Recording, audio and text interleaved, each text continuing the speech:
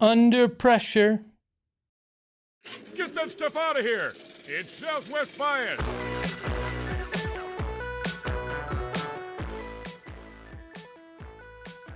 Welcome into Southwest Bias Live. It is a casual Friday as we're in the GOAT studio, and we are brought to you by our friends at Gila River Resorts and Casinos. You do you at Gila River Resorts and Casinos. We're talking pressure today. We've slogged through the 500 yards of total crap we had to get through that was the football offseason. We are on the precipice. We are mere hours away from college football, and in particular, Arizona and Arizona State kicking off.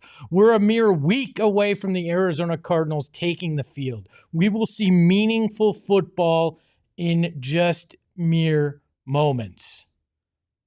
But who is facing the most pressure? Does the weight of expectation carry more on shoulders, or is it the weight of pressure and potential hot seats for people and change on the horizon if you don't win? Is that tougher to carry as a team, as a coach, as a player? That's what I'm talking about today and looking at, because the Arizona State Sun Devils and Kenny Dillingham, Sam Leavitt, they've got the weight of expectation. For the first time in years, they're a defending conference champion. They won the Big 12 in year one. They shocked college football and made the college football playoff. There's only been one team to win the Big 12 back-to-back years in the last 50 seasons. And we've always heard that ASU is a sleeping giant. We've heard that this program is always right there. They could become a powerhouse if. And this is probably the closest that they've been. Kenny Dillingham is a vibrant coach, a coach that the players believe in, that the fans believe in, that the city has gotten behind. Sam Leavitt is a Heisman Trophy candidate, based on a lot of the talk. If ASU was ever going to become a program that is elite, that is one of the top in college football, that perpetually recruits five-star guys and becomes a power in the Big 12, this is the year that it would actually start. It's easier to be, David throwing the stones at Goliath like they were last year. It's easier to catch people off guard. But when you're the big dog, can you pull it off? It's pressure. It's the weight of expectation. On the flip side, you head down the I-10 and the U of A Wildcats. Can Arizona, Brennan, Fifita, can they overcome the pressure of a 4-8 season last year? Crippling defeat when the expectation and the weight of expectation was heavy on them after their Alamo Bowl appearance the previous year. Sure, Jed Fish left, went to Washington, took some players with him. Brennan was put in a situation that was unenviable, I'll say. But 4-8 put him squarely on the hot seat. I mean, Dan Wolken from Yahoo Sports, who was here earlier in the week, their college sports columnist, said point blank, the worst kept secret in college football is Brennan is on the hot seat. Fifita's a junior. All the hype that was around him the year previous dropped off last year. Can he regain that status? Especially if he has NFL dreams.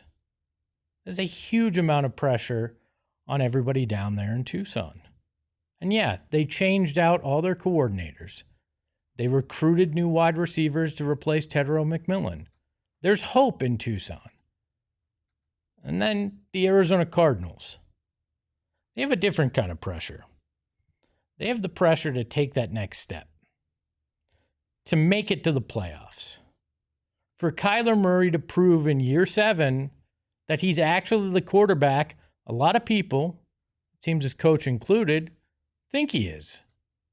That he is that borderline star that could legitimately help you wind up being a championship contender.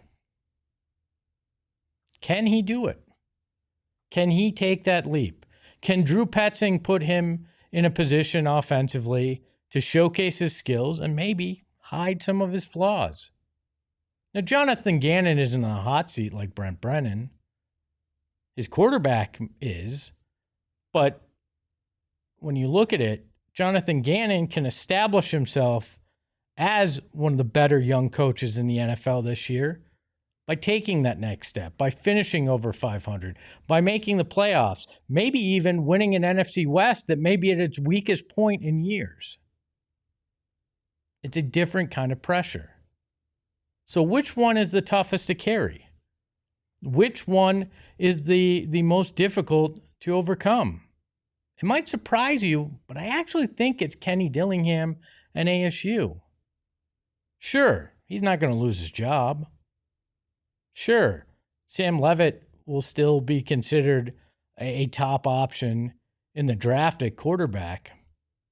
But the weight of expectation, if they do not at least continue to be in the conversation to win the Big 12 through the final weeks of the season, if they do not have another winning season and a quality bowl game under their belt, people are going to look at it as a massive backslide. People are going to say this is the same ASU program that we've always seen. The same ASU that can show flashes but can't actually become the giant that everybody thinks they can. Now, Kenny Dillingham's equipped for this. He says all the right things. He has the right approach. He's made it very clear to his team that last year doesn't matter. That it's only what you do between the lines in practice and now that'll determine your fate in the long run.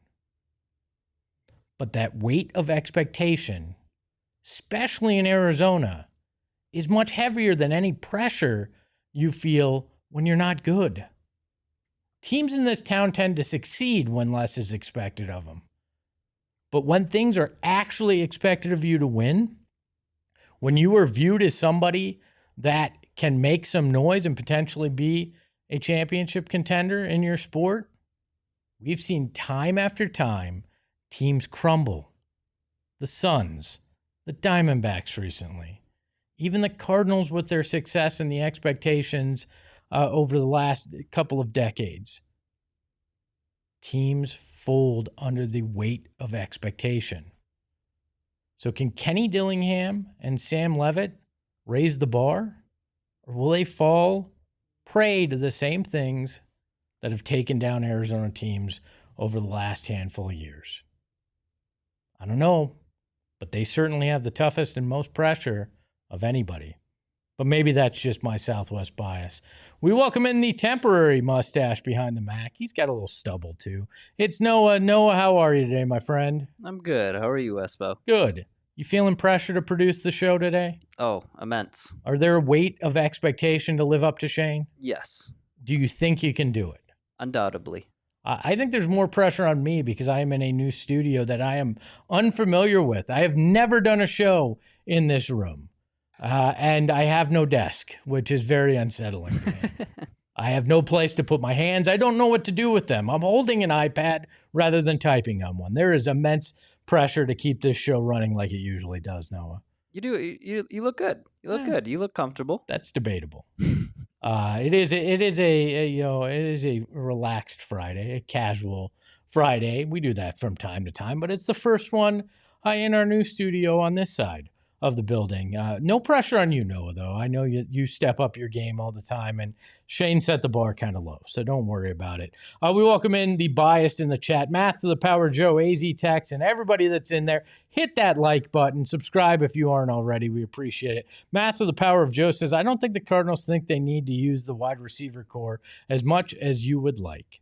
I agree. I don't think they look at using that wide receiver core much at all, as most of us think. I think they'll use Trey McBride. I think they'll use Marvin Harrison Jr. But beyond that, I'm not exactly sure what that passing game is going to look like. We talked about it earlier in the week. Go check it out. I think the cuts that they made on the 53-man to get to the 53-man roster indicates that a little bit. But our friend Johnny Venerable, Johnny V, joining us after the break. We'll talk to him about all that. AZ Texan saying, looking relaxed, Espo. You almost have to when you're sitting in a chair like this and you have no desk. There's nothing formal about today's show. It's just debauchery on the chair, all right? Not a couch, so don't get your minds in the gutter. It's just a reclining chair today. What we're doing on Fridays, though, part of our casual Fridays, and welcome, Shaff. Good to have you in the chat as well. Love that you're a member of the Biased. We've been doing this on Fridays, a new thing we started last week. Hello. We are doing Winners of the Week, where I look at the week that was in Arizona sports, Friday to Friday, right? And I decide who actually is the winner. Now, we tier this. It's kind of like the Olympics. Can I say Olympics? Am I going to get sued for saying Olympics, or can we just not show Olympic stuff? I don't know. I said it already. It's both, I think. Okay. Well, we've got the pedestal already set up, and we have 6 rings of different colors, not 5. So that's the difference here. But it's simple. We go bronze, silver, but we're in Arizona. We're in the copper state, so we don't give out gold here. We give out copper medals for that winning person for the week. So we're going to start with the bronze, and this might surprise you, right? It might surprise you just a little bit. But our bronze this week are the Phoenix Suns lawyers. Yeah, the Suns now have more lawsuits than wins in the playoffs in the Matt Ishbia era. Whether they're true or not, I don't know, and we'll find out in due time. The team is very adamant that they're not. The latest one was minority owners suing to try to get Matt Ishbia to buy their shares for $1 billion and trying to get more paperwork out of them and documents. So we'll see. I don't know. But you know why the lawyers win? Because it doesn't matter whether something's true or not. When a lawsuit is filed, those are things called billable hours, because they're getting dollar bills, y'all. That's what's happening, and that's why the lawyers get our bronze of the week. Our silver this week, Sandstorm / Haboobs. They were hot. They were the hottest thing in the Valley. I'm surprised we don't have a club called Haboobs right now. That's how hot it is here for Haboobs and Sandstorms.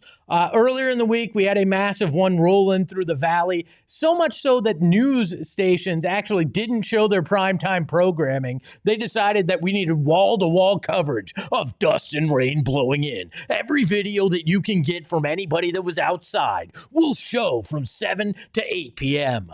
Yeah, that is local news and the way it is. But then yesterday, we had a whole nother wave of sandstorms. No, not monsoon storms in the evening. It was the Arizona Cardinals rivalry jerseys. We got sandstorm as a color on it, right? So now sandstorms and Haboobs are one of our silver place medals for winners of the week. But the big winner is D-backs reliever Taylor Rashi. Call Rashi, because he came in, and in his MLB debut at 29 years old, he went 3 innings, 3 full innings of scoreless baseball to close out the game for the Diamondbacks in Milwaukee. Yeah, a team that suffered in the bullpen that has been disgusting. As Johnny Venerable, our guest, would say, fraudulent all year. Rashi came in and slammed the freaking door shut. Became the 4th Diamondback ever in their MLB debut to get a save. So tip of the cap, you are our copper medal winner and our winner of the week, Taylor Rashi. After this, we are going to talk to Johnny Venerable. We're going to talk about the 53-man roster, the new rivalry jerseys, and what pressure Jonathan Gannon and Kyler Murray are feeling right after this on Southwest Bias. Our friends at All Pro Shade Concepts have, I love to throw shade. I'm professional at it. But these guys throw shade in terms of in your backyard and even in your house with their brilliant shades and window coverings. Nobody does it better, and they've been doing it for 20 years here in the Valley. That's right, one more year and the company can drink. That's how long they've been around. And I went through it. I told you about it. Giant sliding glass door. Had no clue how to cover that bad boy until our friends at All Pro Shade Concepts came over, explained the whole process to me, showed me all the materials, let me choose what I wanted, and now we have an unbelievable mechanical window shade for our giant sliding glass door. And I'm going to tell you, it has dropped the temperature in my house significantly in that kitchen area since we got it. It has been unbelievable, fantastic, and looks great. That's right. So if you are in the market for some shade this summer, call our friends at All Pro Shade Concepts at 623-204-1476 or visit allproshadeconcepts.com to get your free estimate like I did. And now our friends at Rally House. I love swag. I've got so much memorabilia, jerseys, helmets. You've seen my stuff on the table in the other studio. You can see it behind me here. I buy so much stuff, and where I go is Rally House. They opened one right down the road from me, right? And when I go in there, I feel like I've finally found my home for Arizona sports and merchandise. Because no, I'm not getting Lakers gear. I'm not getting Dodgers gear in there. I'm not getting any of those disgusting teams. I'm getting my Arizona teams. College, ASU, GCU, NAU, U of A, they're all there. Suns, Diamondbacks, Cardinals. They even, from time to time, I see some Coyotes gear in there. They got Merc stuff as well. You're going to want to check out Rally House at one of their locations in Tempe, Mesa, or Glendale. You'll love it if you need hats, a jersey, whatever it is, even drinkware, signage, coolers, socks. They might even have diapers for kids. I don't know. They've got everything. They carry only Arizona sports teams. Find your local Rally House location and shop their entire product assortment at rallyhouse.com. Hello says Espo is a hoarder. Don't ask Mrs. Espo. I've actually furnished a larger amount of what's in here. All those pennants, most of them from when I was a kid, and I'm not lying. A lot of the stuff you see in here is mine.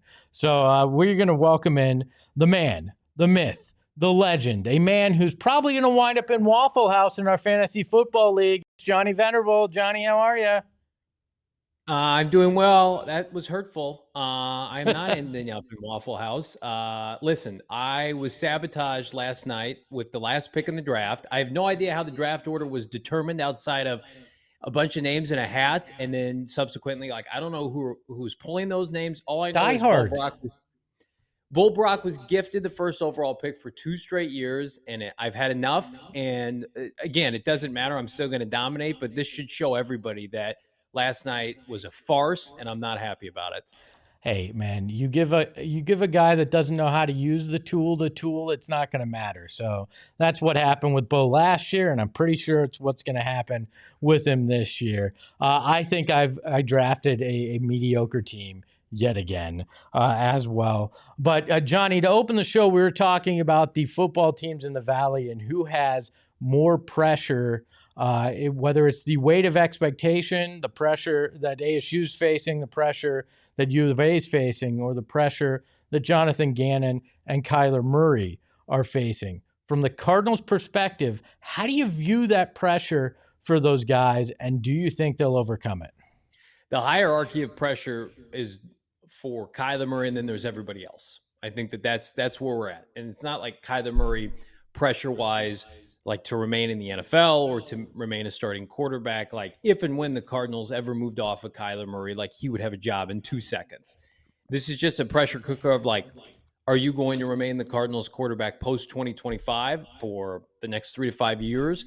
Is this truly going to become year to year? Or is it, if this year does not, like it's never been teed up better, right? You've got the rest of the division that I think has gone a little bit of a downturn. If you lose the division this year to what I think is a bad Niner team and Brock Purdy or Sam Darnold or an old Matthew Stafford that's got 1 foot out the door to retirement, like this is just not acceptable, frankly. And we know, like we broke down the Micah Parsons trade in our show yesterday. And while I would have made that deal because it was just gifted to the Packers, I also feel like, and people were quick to point this out, Micah Parsons doesn't fix the Cardinals' biggest problem from last year, even though their pass rush wasn't great. It doesn't fix the offense. And the offense was too inconsistent. Cardinals, give them credit. They've flushed the front seven. They've added pass rushers, D tackles, edge rushers, a bunch of shiny new toys in the spring. And I think are going to have really nice seasons. This offense, though, Espo, is going to be the biggest litmus test for the team's success this year. If it performs, they're going to make the playoffs. They have a chance to win the division. If it does not, if it's middling again, especially from an explosive standpoint, they're going to fail. And then, and subsequently, we're going to be sitting here throughout the duration of the offseason talking about opportunities for pivoting from Kyler Murray, opportunities from pivoting from Drew Petzing. As far as Gannon goes, to me, I think his floor is so high. He's assured at least another year after this. And I think the Cardinals and the fan base really are fortunate to have him. But he is a defensive head coach, and he has to break that stigma, right, of being a defensive head coach with a strong offensive performance here in 2025. I'm impressed that you claim that Matthew Stafford can get his foot out the door with that back of his right now. But when you look at Kyler Murray, what does success actually have to look like here? Because he's been good in the first half of seasons, his backslid, but what this year in particular does he have to do for it to be considered a success for him in particular? I think it truly wins because the infrastructure of this team. There's no reality in which he could put up gaudy numbers, Joe Burrow style, and this team not win because of how well the defense is coached, because of how well the offensive line played last year. I mean, Espo, it sounds harsh, but the reason they didn't make the playoffs, they were 6-4 at the bye, and they finished 2-5 because the offense wet the bed. They scored 18 points per game against playoff teams last year, right? That has to change. If that changes, doesn't matter if it's all James Conner and Kyler Murray's just the orchestrator and he's a game manager, he's going to be looked at as taking that next step as a winner, right? Matthew Stafford has the resume and the cachet. Last year, they won the NFC West. They stole it from the Cardinals. Stafford had the same amount of passing touchdowns as Kyler Murray. He had 21. He had statistically a worse year than Kyler Murray, but he got it done in the moments that mattered most, right? Leaned on his run game and his defense. I think that's what the Cardinals are banking on. It's not going to be 10 personnel, Cliff Kingsbury, Kyler Murray throwing for 40 touchdowns. I think you're talking about efficient, much more efficient in the red zone, which in training camp continue to be a concern. I think it is all going to come down to, and this is the beauty of the NFL, and I love Major League Baseball and the NBA, but you know this, Espo, you can have bloated stats for guys that are not impacting winning. January football, if you're there, if you punched your ticket as a playoff quarterback, you're a made man in today's NFL. And Kyler Murray, it's time for him to join that ranks. It's now or never, frankly. Earlier in the week, I had kind of gotten into how I feel like I'm concerned about Drew Petzing's offense. He needs to open it up more. And I had somebody, and I'll give them credit, it was one of the biased, reach out to me and say, hey, is there a chance that Drew Petzing is doing this to try to hide some of Kyler Murray's deficiencies? Is this more trying to go that route than actually him not wanting to pass the ball as much? I found it to be an interesting question, but I kind of wanted your viewpoint on it. This is Drew's offense he wants to run. He'd be running it with or without Kyler Murray. So I don't think it's a Kyler Murray stigma. Now, do you want to have a conversation about is Kyler Murray a good fit for this offense? I think Kyler Murray can run it. He showed last year he was efficient, right? But unlocking it and getting this off, I think Drew would tell you this offense still has layers to go in his infrastructure.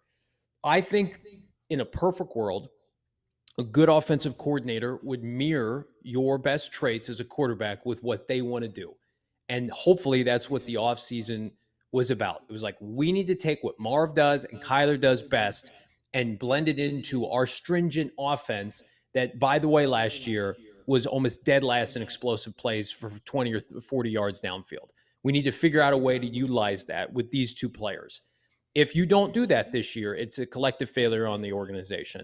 I also think, just based on what I've seen from Jacoby Brissett, who, by the way, is not a better player, not a better quarterback than Kyler Murray, but if you ask Drew Petzing to build his perfect offense, he would have a quarterback that physically looks like that. Not his age, not maybe his lack of mobility, but physically over 6'3", somebody that can stand in the pocket. Like, that's what they want, right? I mean, the fingerprints all over the rest of this offense.